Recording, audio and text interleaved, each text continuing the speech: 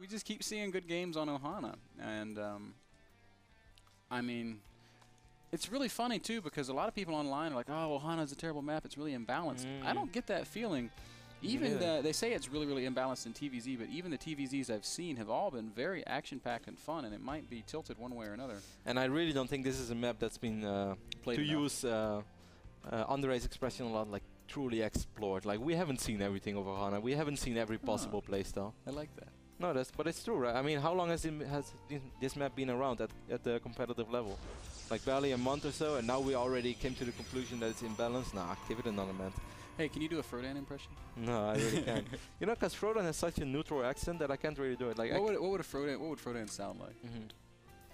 All right, guys, it's Liquid Jinro. No, I can't do it, man. It's more like Liquid Jinro down here in the top left and over on the others. No, not really good. No, we can't do it. I'm missing it. It's hard to impersonate Frodan. Because he's so neutral. He really is, man. Like, if you imagine a human being speaking, it's Frodan. If you just like imagine. You ever see that thing? Frodan blends in, man. There was this thing on National Geographic. They took the average face from every place on the planet, and they put them all together to see what the average person would look like. And it was like a Chinese guy. It was Frodan. Wow, you did not just do that. By the way, did you see this, man? Really interesting. I didn't mention it yet, guys. But Hydra sent a super early scout out. I think it was even, I think it was a 9 scout, maybe even a little bit before that. But I think it was 9 after we dropped the pylon, just to make sure that the probe would enter the main base, because he really wanted to see if Jinro would open with a gas or not. And now some people out there might wonder, like, it's been so long that I didn't play, that I played against Terrans who did not go no gas fast expand. If they play one base, what is the best scenario for Protoss? In my opinion, and in the past people said I was silly, and then later on quite a few good players agreed with me as well, is that the best thing you could ever do against a one base Terran, if you're like absolute sure that he doesn't have a command center in his main base, is Phoenix. Phoenix with a robotics facility, because Phoenix gives you absolute map control, completely nullifies Banshee, medevacs, you don't have to worry about it, and they're also really good at picking up SCVs, and you get that great scout off. I think White Run might be dead. Yeah. But the big problem is, yeah, I know why, man. But one sec, let me finish. The big problem is, if you really go Phoenix, if he goes this opening and you can't enter the base anymore, and he just goes a Reaper expand, or he goes 1 Marine, 2 Marauder expand, if you open Phoenix, you're quite far behind. You're going to need a small miracle, because the first stim push, you're just not going to have anything to really deal with it. Yeah, that's what I mean. Phoenixes were at one point very common in PvT as an opener, but then Terrans learned that there's once you realize that your opponent's going Phoenix, you can hit these stim pushes, and there's just no way to defend them. No, but this is the exact scenario, man. Jinro is actually going for Reaper expand, and if Hydra would have tried to pull off something like Phoenix, and he is on double gas, by the way, so this is already nice for Jinro, because that Nexus is going to be later. If Hydra would go for Phoenix right now, I wouldn't say that he lost the game. It's not a build or the loss, but he's gonna have to be so careful. Maybe even pull off something like a hidden Nexus somewhere, because if you just expand your natural, there comes this one moment where a Stim Dwyer army will walk up this ramp, and you can't have a decent amount of force fields. Really beautiful stalker positioning, by the way, by Hydra. Won't pick up the Reaper. I do think Hydra is gonna expand straight away. After he spotted that Reaper, he knows like it would be very unlikely that he, wow, look at Jinro, man. Jinro getting all the good scouts off. And he will get the confirmation that Nexus is up. But yeah, what I want to say, if you go Phoenix, it's just very, very gas intensive, and you can't actually deal with the first real bio army. Where's that second stalker? It's out of position. Hello, Reaper, and this is why Reaper openings are the best in the game. That bonus damage. Reaper makes his way up into the main base after getting the huge scout. No, don't get your Reaper surrounded, Jinro. Oh. That's beautiful, though. That was a nice surround, man. I'm sure Hydra played some Warcraft 3. Man, he's so sad. Doesn't make me sad at all. I love watching surrounds, man. It's one of the things I miss most about Warcraft 3. You know, nowadays everybody is so good at making videos, and if you would ask the Twitter universe, like, hey guys, can you make this or this video for me, they will do it. But I always had these dreams as a Warcraft 3 player that one day someone would make like a highlight video of me. I see what you're doing right now. What? What am I doing? No, tell me. What am I doing? No, finish your story. Yeah, so I actually made this folder on my desktop, and every time I played a ladder game where I did something awesome, like a speed scrolls around, or just like a hex around, or a last moment hero kill where I did something cool, I saved the replay, and I had like these 15-20 awesome replays. I was like, man, if someone ever makes a highlight video of this, I'll look like the best Warcraft 3 player of all time. If someone ever downloads my replay pack at rotterdam.com/Warcraft 3 replay. I lost them, man. I lost them. They are far gone. But back then it was just, it was a privilege that only the absolute best players in the world had, and unfortunately, I was pretty good at one point, Ben, but not that good. I wasn't important enough for a highlight video. It's pretty sad. It is pretty sad. Story of my life, man. Why didn't you just make your own highlight video? I couldn't, man. I'm not good with videos or Photoshop or anything. I can't make anything, man. That stuff is pretty hard. I barely know how to use Paint. It's true. You were lying to me. Mate, I want to make a meme last week, and I had to and I couldn't do it. I asked the Twitter universe, and someone made an awesome meme for me. Oh, Rotti. What are we gonna do with you? Jinro sitting on a small supply block here at 46 supply as he gets up a factory and builds some bunkers at his front, because for whatever reason he's afraid of some aggression out of White Raw. Yeah, maybe White Raw would have gone for a 5-gate push, and then you have to be ready. But he doesn't have to worry about that. I'm not sure if he's going to spot his observer or not, but if he does, I wouldn't be surprised to see him scanning once more and trying to take it out. And he is really nervous loading up into those bunkers. And to be fair, he doesn't really see anything. White Raw's got total map control. Yeah. And so Jinro's basically in the dark. Jinro's going very marine heavy here. Factories on the way, starboard as well, so he might actually try to do something with his first 2 medevacs, which will be full of marines. And if he can get them in a good position, he will be able to do something with it. But knowing White Raw has a pretty good idea of what's going on right now, so he's gonna know that they have to position his Stalker smart. Look, Jinro wants an observer! Don't scan. No, that's so risky. Yeah, I said it. Didn't I say it, Ben? I said don't scan. You said it.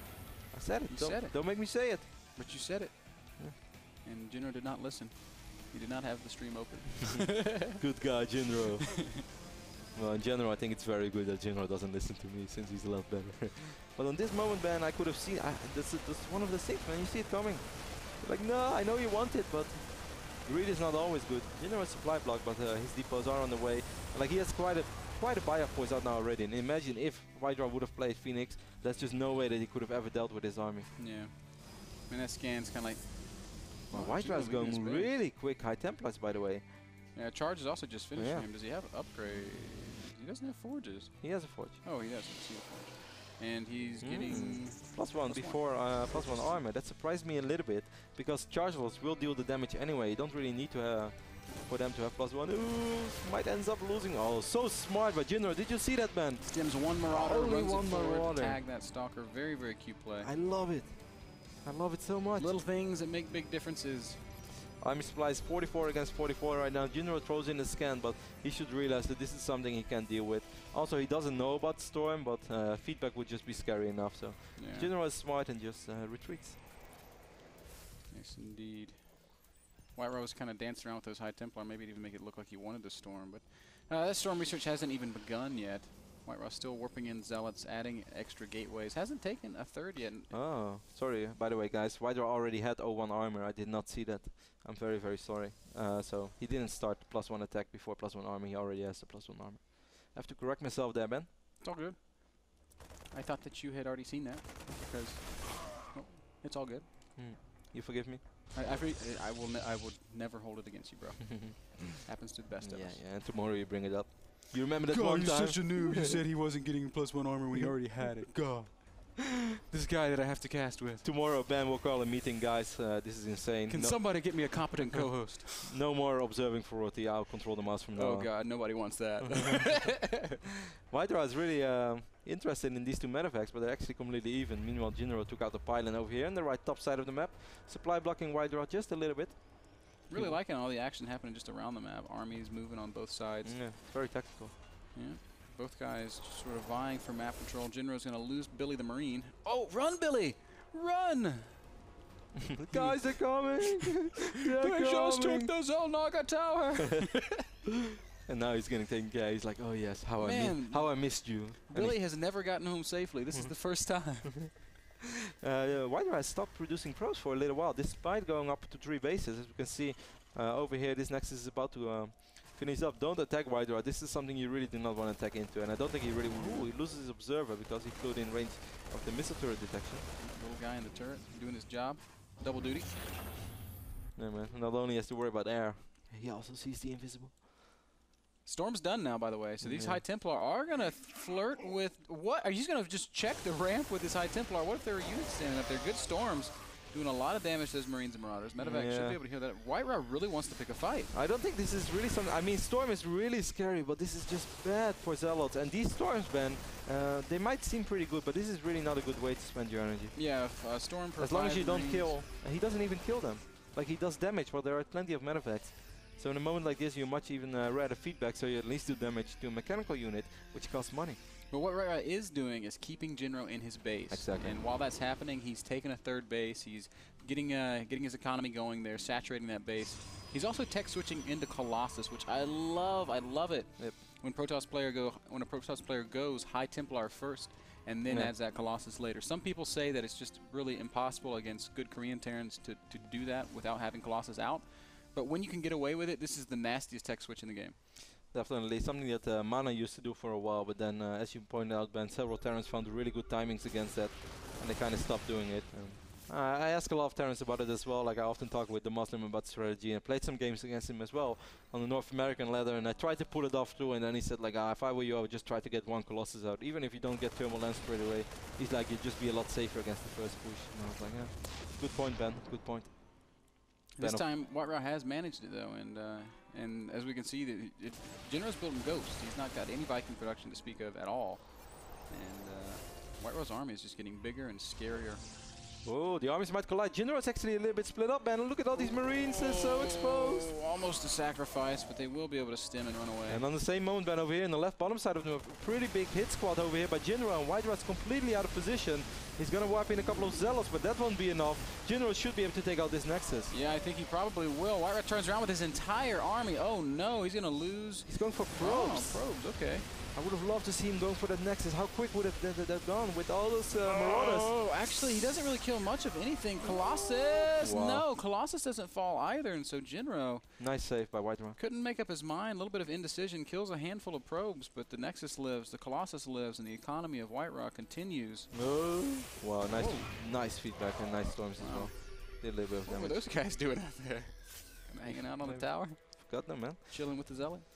64 SCVs for Jinro. Jinro has been mining off 2 bases for a really long time with an insane amount of SCVs. So he's on 3 bases right now, but he's going to mine out his original 2 bases pretty soon. He's doing really good on the upgrades though. He's getting 2-3 before 3-2, which surprised me a little bit as Terran. Oh.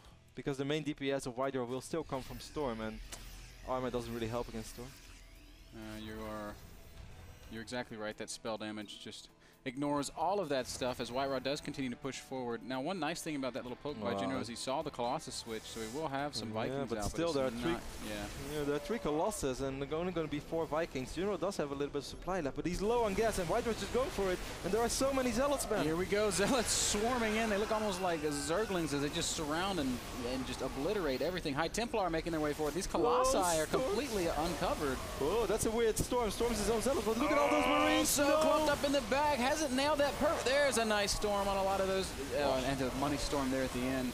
And Jinro's army will melt away. GG out of Jinro to tie up the series. Man, that 1-1. On this map, on Ohana, this third base is so open, so it's so nice for Zealots to just swarm in, basically as Zerglings, as you said.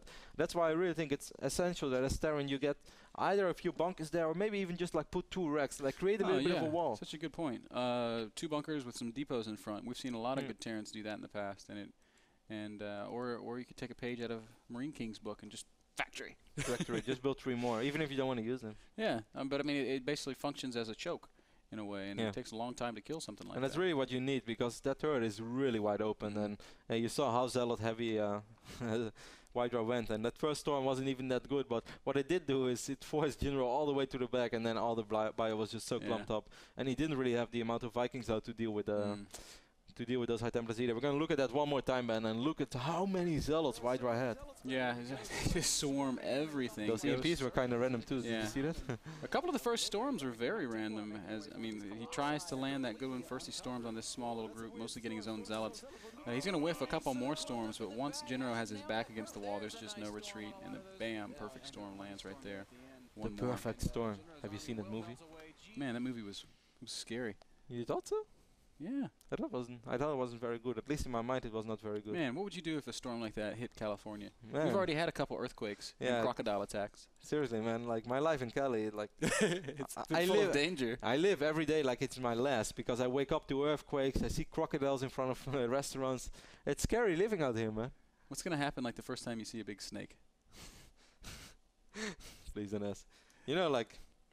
I actually don't know. Like, I'm really afraid of bees. Like, we can tell. Bees really freak me out. We can tell stories about that when we get back, guys. That last game brought to you by iBuyPower PCs, the PCs that power the North American Star League. Check them out at iBuyPower.com. Short commercial, and then the final game of White Raw versus Jinro.